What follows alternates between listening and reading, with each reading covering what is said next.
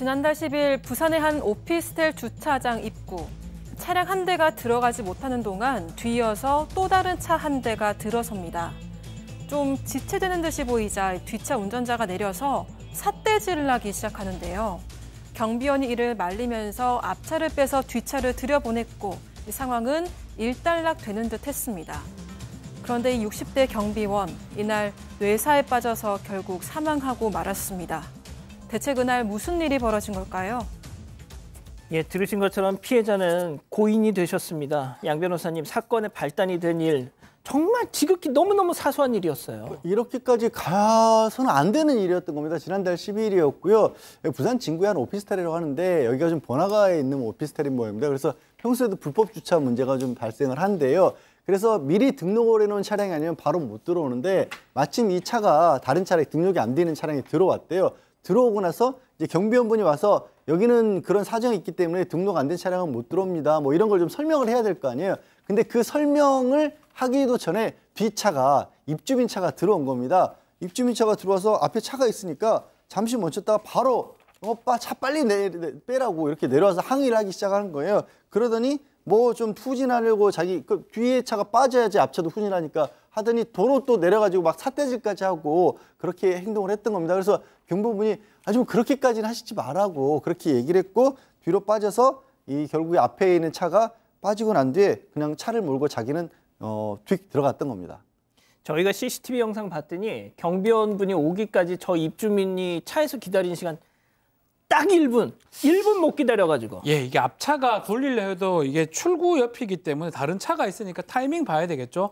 1분, 정말 모든 시간을 다 합쳐봤자 5분 남짓입니다. 그걸 못 참고 지금 항의를 한 거고 결국 앞에 있던 방문 차량 한쪽을 빼주고 난 다음에 이렇게 끝나나 싶었는데 결국 이 입주민이 차를 대고 다시 오더만 경비원하고 언쟁이 붙었다고 하고요.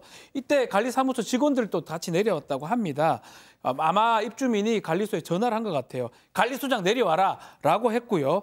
잔말 말고 관리소장 없다고 하니까 관리소장 잔말 말고 없으면 관리원 전부 다 내려와라고 반말로 고함을 치면서 사건이 일어난 겁니다. 니들 다 내려와. 자, 그런데 기막힌 일은 이 직후에 벌어졌습니다. 그 자리에 함께 있었던 관리소 직원분 얘기, 당시 상황 직접 들어보시죠. 예, 말로 이제 다툼을 하고 있어가지고 일단은 떼냈거든요. 네.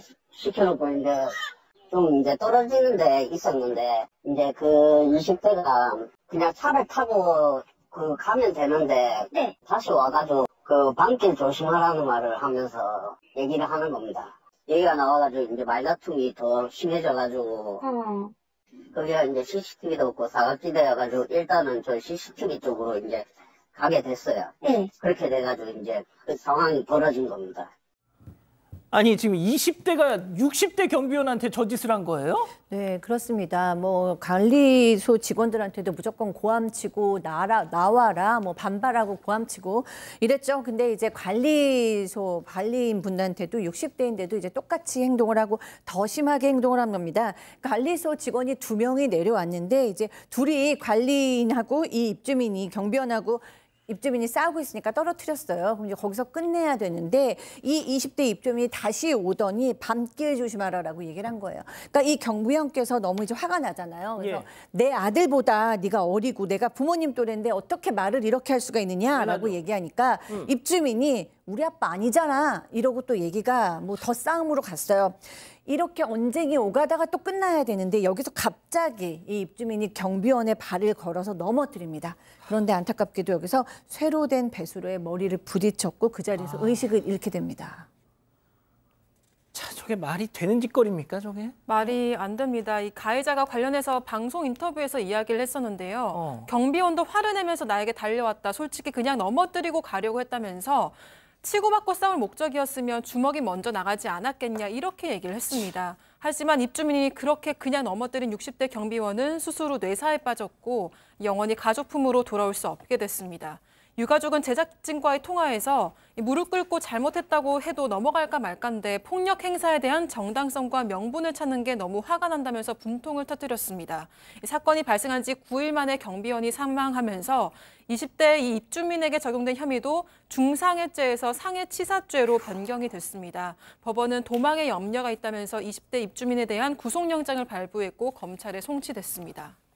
내가 진짜 싸울 생각이었으면 주먹을 썼겠지. 고작 다리를 걸어서 넘어뜨렸겠느냐. 이걸 세상이라고 지금 변명이라고 하고 있습니다.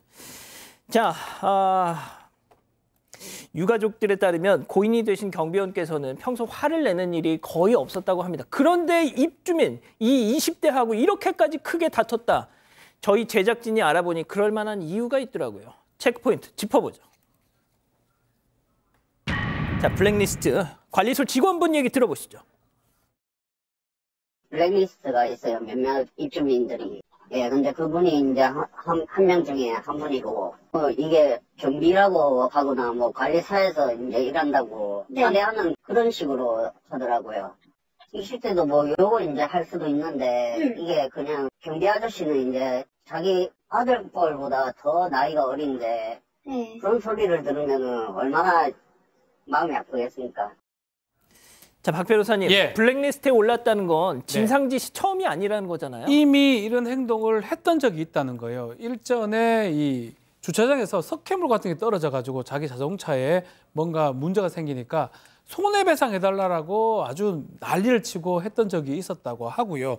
문제는 차가 뭐 지저분하면 기분 상할 수 있죠, 당연히. 예. 그렇지 말로 하면 되는데 화를 내면서 또 관리소가 민원이 이것만 있는 게 아니거든요. 다른 민원 처리해야 되는데 왜 바로 안 내려오냐고 막 화를 냈다고 합니다.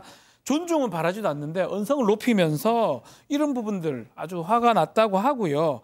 또 이 20대 이 입주민 때문에 나중에 보복이 두려워서 퇴사하는 관리소 직원들이 많았다고 합니다.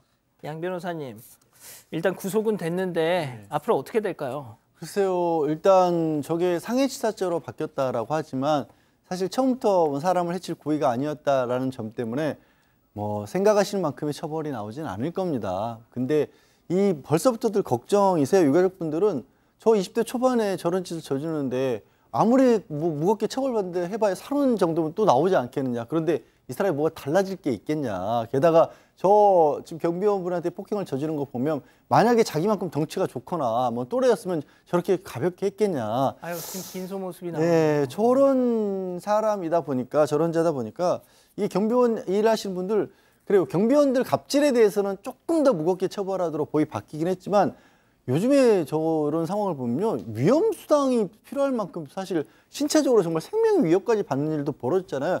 지금의 어떤 갑질 정도의 차원이 아니라 실제로 물리적인 어떤 폭력이 일어나는 데에서는 지금보다도 조금 더 마치 운전하시는 분들에 대한 가중처벌하듯이 이렇게 법이라도 좀 바꿔야 되는 게 아닌가 하는 생각까지 들 정도입니다. 저도. 뇌사 상태에서 투병을 하시다가 돌아가셨습니다. 삼가 고인의 명복을 빌겠고요.